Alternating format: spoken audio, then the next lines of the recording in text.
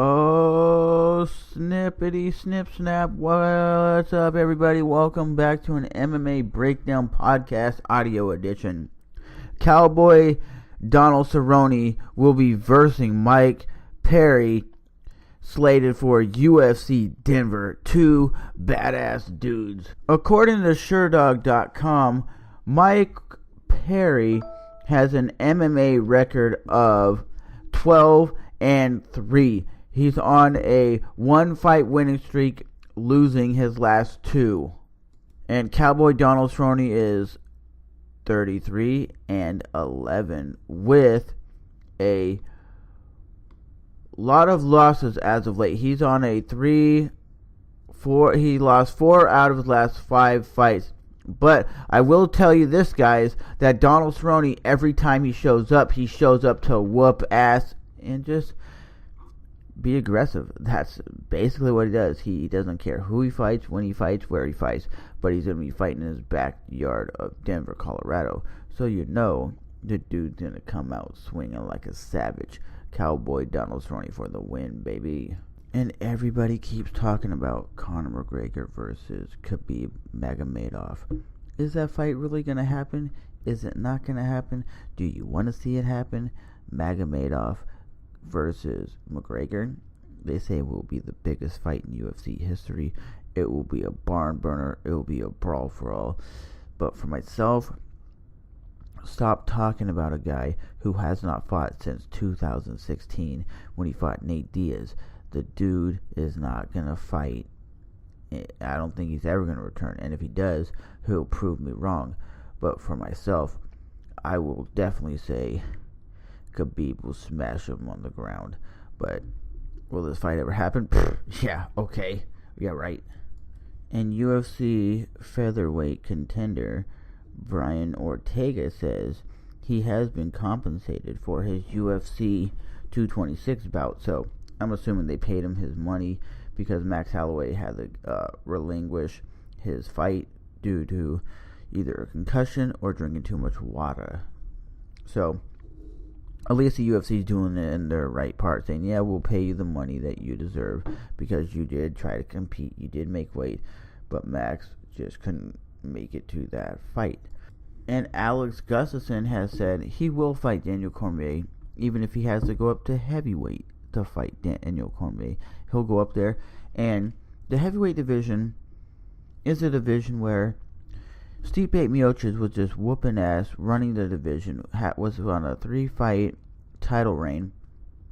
Then the smaller guy, Daniel Cormier, comes up there, just beats him up, wins, and that's it.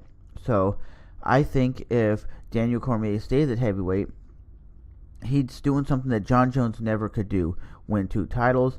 He's doing something John Jones never thought of, going to heavyweight. So would that be a good fight for somebody like Alexander Gustafsson to go up to heavyweight? Because Alexander Gustafsson's record is 18-4.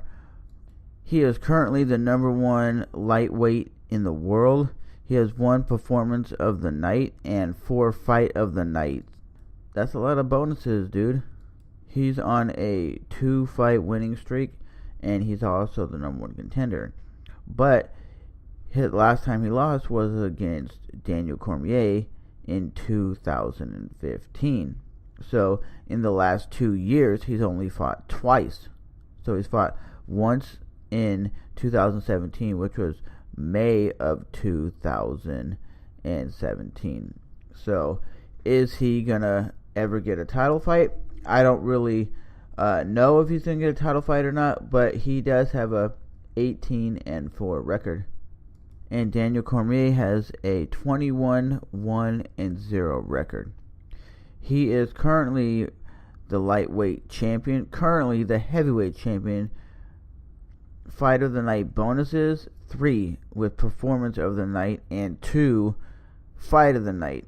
And the only guy that he's actually lost to was John Jones. So he has defended his title 1, 2, 3, 4, 5. 5 times he defended his lightweight title. But do you guys want to see him against Daniel Cormier versus Alexander Gustafsson at heavyweight. Come on now, that'd be a barn burner. So, Colby Covington is trash talking Nick Diaz, saying, "You're too busy getting drunk and smacking women to take a fight with me." To be honest, I don't think anybody wants to fight Nick Diaz. Kobe, that would be a bad mistake, man. This dude is legit. Kobe does have a 14-1 record. He is currently the champion at 170 pounds, the interim champion.